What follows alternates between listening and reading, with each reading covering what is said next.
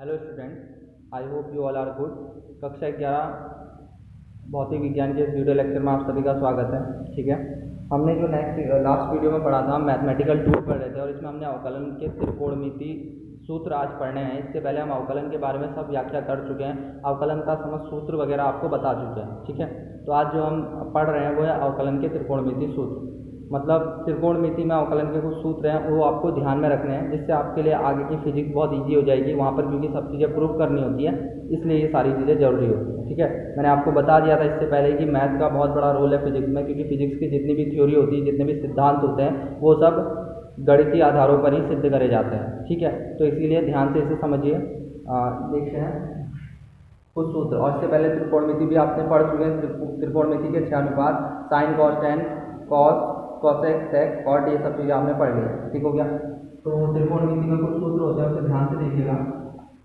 पहला सूत्र है d by d x sine, इसका अवकलन होता है कॉस। ठीक है, ये आपको याद रखना है, ध्यान रखना। D by d x,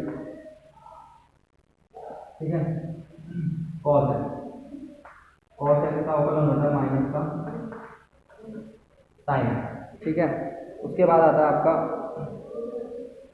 D by d x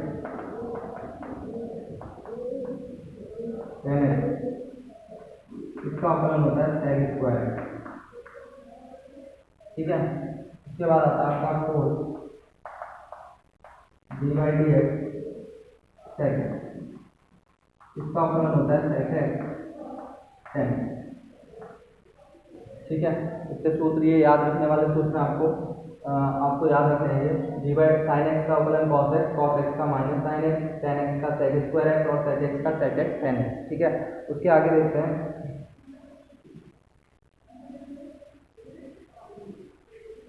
उसके बाद आता है d by d x cot x, cot x का अवकलन होता है माइनस का कॉस एक्स स्क्वायर। ठीक है, उसके बाद आता है d by d x cos x, इसका अवकलन होता है माइनस का कॉसेक एक्स कॉट एक्स। ठीक है, माइनस का कॉसेक एक्स कॉट एक्स।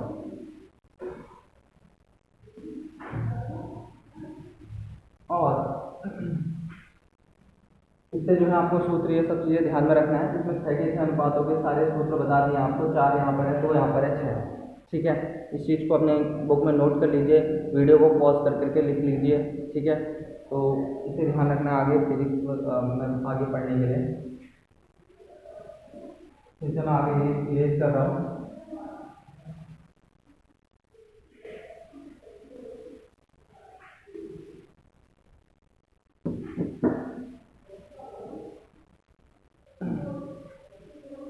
इसके बाद जो आगे हमने पढ़ना है वो है समाकलन। आगे हम जानेंगे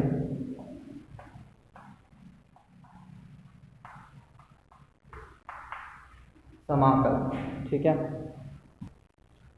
अवकलन की प्रक्रिया में हमने जाना था कि अवकलन एक घटाने की प्रक्रिया है। ठीक है, किसी फलन में बहुत बड़े मान हैं या फिर घाते बहुत ज़्यादा हैं तो उनको कम करने की प्रक्रिया है अवकलन। ठीक है, आगे हम जो पढ़ रहे हैं ये है समाकलन। समाकलन मतलब जोड़ने की प्रक्रिया। जैसे आपको दे दिया एक बहुत बड़ा सिस्टम है, सिस्टम यानी कि एक निकाय है, बहुत बड़ा सिस्टम है, उसमें बहुत सारे कण हैं उपस्थित हैं। इन कणों का योग कर करके या तो इनकी गतिज ऊर्जा बताओ या फिर इनका वेग बताओ, कुछ भी बताओ, इस तरह का क्वेश्चन कुछ दे दिया तो नॉर्मल सी चीज़ें आपको, इतने सारे कण होंगे उसमें, उनको जोड़ा कैसे जाए, उनको जोड़ना नामुमकिन है। ठीक है, क्योंकि बहुत सारे कण होंगे, तो इसीलिए हम समाकलन का प्रयोग करते हैं। समाकलन से क्या होता है, बड़े से बड़े जो पिंड हैं या फिर ऑब्जेक्ट, जो भी चीज़ें आपने पढ़ी हैं, बचपन में सुना होगा, सिस्टम वगैरह, ये सब चीज़ें, ये जो भी चीज़ें हैं इनको जोड़ना आसान होता है। ठीक है, जैसे जोड़ की प्रक्रिया बचपन में पढ़ी है, वैसे इसको यहाँ समाकलन कहते हैं। ठीक है, यानी कि दो या दो से अधिक चीज़ों को, दो से अधिक या बहुत अधिक चीज़ों को जब जोड़ना होता है तो समाकलन का प्रयोग किया जाता है। ठीक है, समाकलन को इसी तरह से आप समझिए कि अगर बहुत बड़े मानों को हमें निकालना है, बहुत बड़े स्तर पर जो है, बहुत बड़े लेवल पे हमें जोड़ना है किसी चीज़ को, किसी का मान निकालना है, वेग, गतिज ऊर्जा, कुछ मान निकालना है, उसके लिए समाकलन की आवश्यकता होती है। इसे फिजिक्स में आगे बहुत पढ़ोगे, बहुत सारे टर्म्स में ये यूज होता है समाकलन। यहाँ इसके फॉर्मूले और किस तरह से इसके क्वेश्चनों को हल किया जाता है, ये चीज़ हम यहाँ पे बता देते हैं। ठीक है, तो ये चीज़ ध्यान से देखो। अगर लिखा है y का x के सापेक्ष समाकलन, y का x के सापेक्ष समाकलन, जहाँ y x का फलन, y x का फलन, तो फलन आपने वहाँ भी सुना था, मैंने बताया था फलन यानी कि y का मान x में ही कुछ हो, y बराबर एक्स स्क्वायर हो सकता है, 3x स्क्वायर हो सकता है, 2x स्क्वायर हो सकता है, इस तरह से। तो ये समाकलन कैसे दिखाते हैं, इसको इस तरह से दिखाते हैं y d। ठीक है, ये है समाकलन का साइन। ठीक है, चिन्ह इस तरह का होता है समाकलन का, देखिए। ठीक है, ये समाकलन का चिन्ह होता है। ठीक, तो देखो अगर मान लो, ये तो पहले चीज है, दूसरी चीज देखो, अगर मान लो y बराबर x की घात n का आपको x के सापेक्ष समाकलन करना है, ये सूत्र है यहाँ पे। ठीक है, जैसे अवकलन का सूत्र बताया था वैसे ही समाकलन का सापेक्ष समाकलन, यानी कि आपको y बराबर x की घात n का x के सापेक्ष समाकलन करना है। तो किस तरह से करोगे, देखो ऐसा होता है y dx। अब y का मान क्या है, x की घात n, तो यहाँ पर रख दोगे x की घात n dx। इसका सूत्र होता है, इस सूत्र को आप ध्यान में रखो, x की घात n dx का जो सूत्र होता है, ध्यान से समझ लो, x की घात n plus 1 upon n plus 1। ठीक है, यहाँ पर जो है n की बात हो रही है, जहाँ n बराबर 1 2 3 इस तरह से मान।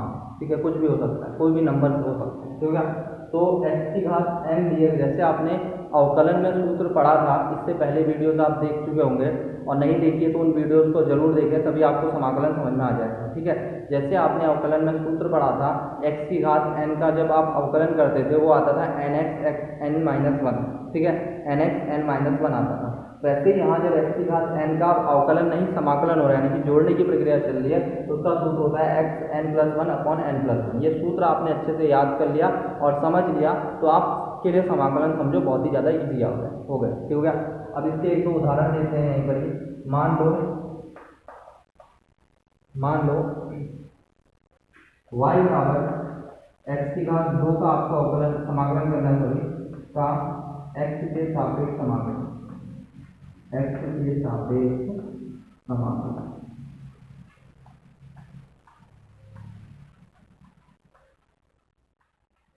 ठीक है, y बराबर x की घात 2 का x के सापेक्ष आपको समाकलन करना है। तो देखो कैसे लिखते हो, y dx, इसी तरह से लिखते हो y dx बराबर, और y का मान क्या है, x की घात 2 dx। ठीक है, अब सूत्र याद रखना है। ठीक है, अब यहाँ पर n बराबर कितना है, पहले तो ये देखो n बराबर कितना है, n बराबर यहाँ पर 2 घातों में होता है ना, n का मान घातों में होता है, तो 2 है यहाँ n बराबर। अब इस सूत्र इसमें रख दो, जो आपको सूत्र दिख रहा है इसमें सीधे सीधे रख दो, ये x है, x ही रहेगा। अगर यहाँ t होता तो x की जगह t रख देते। ठीक है, अब ये x है तो x की जगह x की रहा, n प्लस 1, n बराबर कितना है, यहाँ 2 है, तो 2 प्लस 1 बट्टा, फिर नीचे भी n प्लस 1, वही चीज नीचे भी आएगी, n बराबर कितना है 2, तो 2 प्लस 1। ठीक है, तो कितना आ गया, 2 प्लस 1 3 होता है, x की घात 3 बट्टा 3 इसका समाकलन।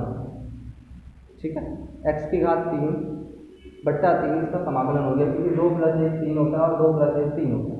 ठीक हो गया, ध्यान से समझ लो इसे फिर से एक बार। अब आपको क्या करना था, x की घात n का समाकलन करना था, उसका सूत्र होता है x की घात n प्लस 1 बट्टा n प्लस 1।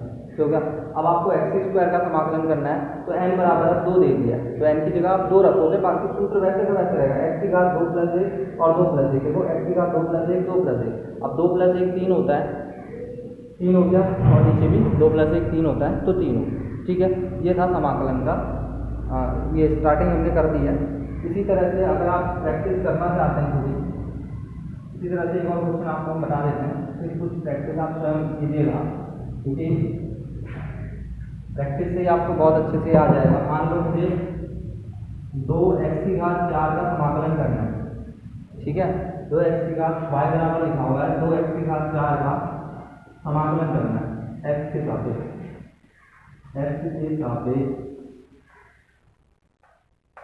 समाकलन,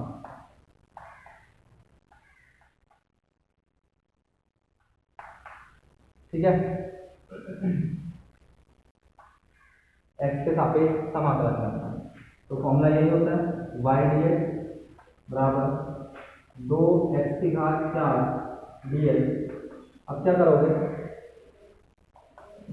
नंबर में समाकलन नहीं होता, नंबर को बाहर ले लो, नंबर बाहर ले लिया, 2 अंदर बचा x⁴ dx, ठीक है। फॉर्मूला याद होगा, नीचे अभी जो लिखा है x⁴ n dx का अवकलन होता है x⁴ n+1 बट्टा n+1, ठीक है। x⁴ n+1 बट्टा n+1। अब यहाँ n बराबर कितना है 4, देखो n बराबर 4, तो आपको कुछ नहीं करना है, 2 ऐसे रहेगा। इस सूत्र में मान रखते हैं, सूत्र याद रखना, सूत्र में मान रखना, तो x का तो x ही रहेगा क्योंकि यहाँ भी ब्रैकेट में x है, और n की जगह n बराबर 4 है, तो 4 1 बट्टा, और नीचे भी n+1 यानी कि 4 1, ठीक है। तो हो गया 2x⁴ 5 बट्टा 5, समझ गए। 4 1 5 होता है, यहाँ भी 5 हो गया, नीचे भी 5 हो गया। अच्छे से समझ में आ गया होगा। नहीं आया तो वीडियो को एक बार वापस रिपीट कर करके देख सकते हो, बहुत ही इजी सा स्टेप है, बहुत ही इजी सी चीज़ें हैं, ठीक है। बस ध्यान रखनी है क्योंकि आगे थ्योरी पढ़ने के लिए फिजिक्स में बहुत ज़्यादा ज़रूरी है, और इन चीज़ों का अच्छे से रिवीजन करो, ठीक है। इसके बाद नेक्स्ट वीडियो में मिलेंगे कुछ नए टॉपिक या कुछ नई चीज़ों के साथ, ठीक है। तब तक के लिए थैंक यू।